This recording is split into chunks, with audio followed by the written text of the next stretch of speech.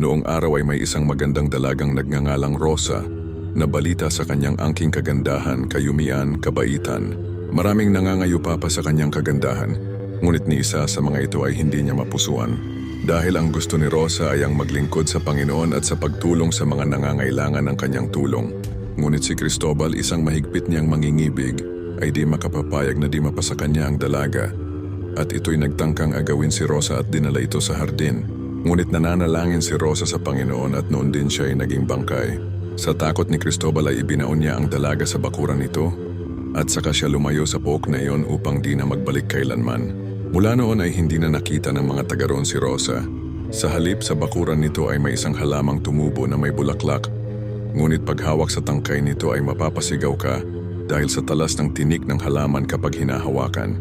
Dahil niloob ito ng Panginoon na gawing bulaklak si Rosa na ang tangkay ay may mga tinik na tagapangalaga rito upang di pagnasaang putulin lamang ng sinuman. At sa katagalan tinawag itong Rosas.